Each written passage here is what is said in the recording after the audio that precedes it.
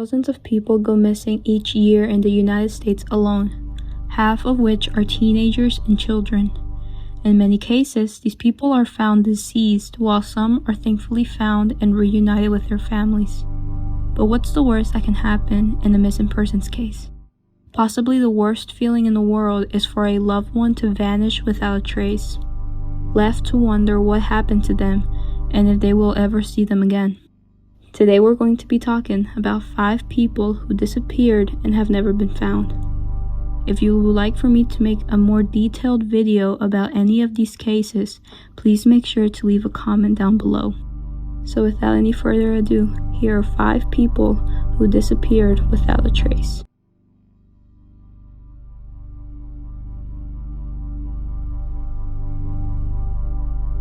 On Friday, October 12, 2018, 16-year-old KARLIE GUSE called her stepmother at around 8 p.m. extremely paranoid and asking her to please pick her up. According to Melissa, she found KARLIE running on the side of the road and seemed paranoid and disoriented. She was extremely terrified and even hid in corners of her house. She refused to touch her phone as she believed it was bugged. At a certain point, she even begged her parents to call 911. Her parents found her behavior strange but assumed that she was having a bad reaction to a substance that she had consumed that night. According to Melissa, KARLIE eventually went to sleep, as did she. At around 7 a.m. the next morning, Melissa wakes up to find KARLIE gone. She left all her belongings behind. KARLIE's biological mother has made it public that she believes her ex-husband and his wife know more than they are letting on. That perhaps abuse was going on in the family, causing KARLIE to run away. This was later backed up considering recently, KARLIE's dad was arrested for domestic violence. Melissa's story also kept changing during the course of the days. According to the FBI, KARLIE was last seen by witnesses walking south approximately 30 yards east of Highway 6 and 100 yards south of Sierra View Road on the morning of October 13, 2018. A thorough search of the area and subsequent investigation has been unsuccessful in locating KARLIE and has not been in contact with her family or friends since she went missing. Till this day, KARLIE has never been seen again.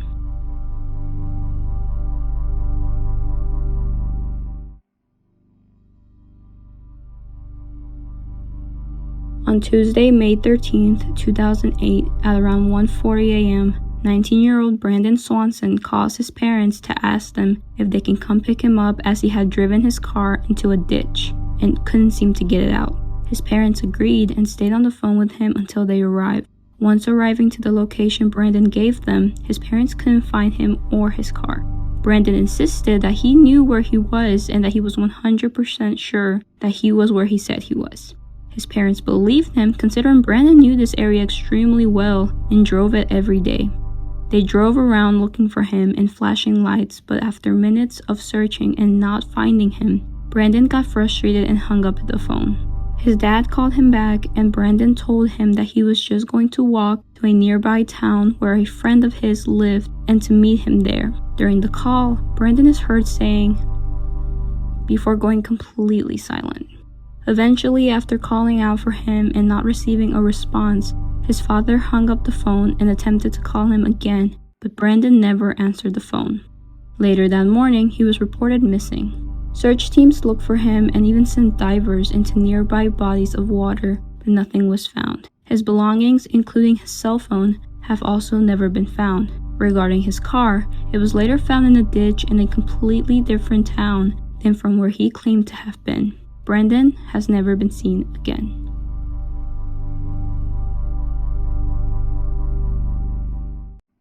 On September 16, 2019, 5-year-old DULCE ALAVEZ vanished from Bridgeton City Park in New Jersey while on the swings with her little brother. Noema ALAVEZ, the mother, who was pregnant at the time, was sitting just yards away helping her little sister with her homework. After looking away for a few minutes, Noema notices that her children are no longer within sight. She decides to get up and walk over to the swing set, and when she does, she finds her 3-year-old son crying, and when asked about his sister, he points towards the storage units nearby. Noema panics and proceeds to call out for Dulce and look around the park. After asking some girls who were playing basketball nearby, they claimed to have seen Dulce near the storage unit next to a red van and with a black male and another male possibly Hispanic or of brown tone. Noema proceeds to call 911. Search teams went out, but no trace of Dulce was ever found. Noema visited psychics, many of which have told her that Dulce is no longer alive. Months after her disappearance, random anonymous letters were sent out, referencing Dulce and how she was possibly in Mexico. As far as my knowledge goes, these letters were never fully read as they were difficult to understand. The letters were also never fully considered evidence as the words they could make out didn't seem to make sense, nor seem to have anything to do with Dulce aside from her name. Some of the phrases made out from these letters include 1976, border, and Civil War. Till this day, Dulce's whereabouts remain unknown.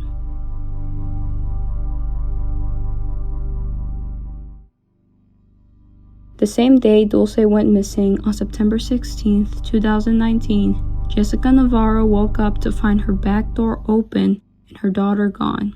14-year-old Alicia Navarro left a note in her room saying that she was running away, but that she would be back. Her mother believes this is true as Alicia's 15th birthday was less than a week away and Alicia was extremely excited to celebrate it. In case you don't know, in Hispanic tradition, when a teenage girl turns 15, she is celebrated with a huge party along with her entire family and friends. Alicia was apparently really looking forward to this very special day. Eventually her birthday came and went, and Alicia still hadn't returned. On September 19th, multiple people claimed to have seen Alicia just miles away from her home with a much older guy with dark skin and many tattoos. This man was never identified. A white truck can also be seen on camera entering the neighborhood and leaving the night that Alicia disappeared, but this person has also never been identified. It is believed that Alicia was lured out of her home by one of her online friends, of which she had many. No one has ever been identified, considering Alicia's laptop and cell phone are also missing. It is believed the person also convinced Alicia to bring her electronic devices with her. Her mother doesn't believe any of this was her idea, considering Alicia is autistic and suffers from social anxiety. She didn't like to leave her house, or perhaps somebody else was telling her what to do. The note left behind was also odd, considering Alicia normally had neat handwriting, but this note was sloppy. According to Jessica, she says she believes her daughter did write this note.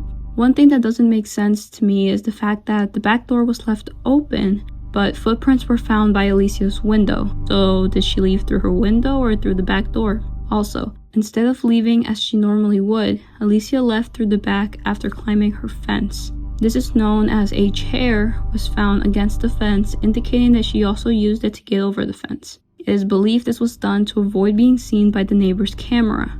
Also something that seems strange. Everything seemed to have been perfectly planned out. This is what causes police to believe that someone else was guiding Alicia through exactly what to do. Alicia's whereabouts also remain unknown.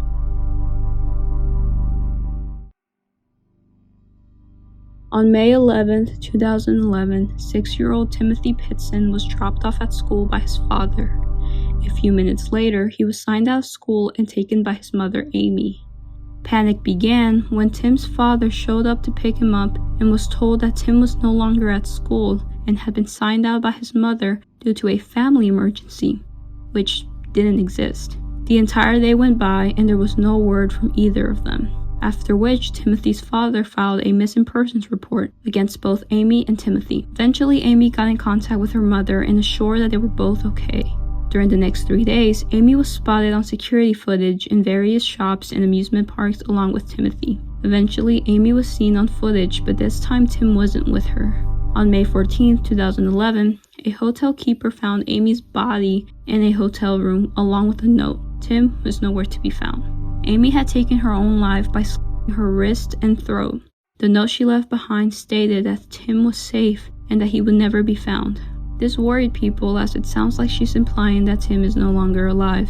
This theory is supported with a concerning amount of blood belonging to Tim that was found in Amy's car, although the knife she used to take her own life had no trace of Tim's blood. Sadly, till this day, Timothy PITZEN has never been found.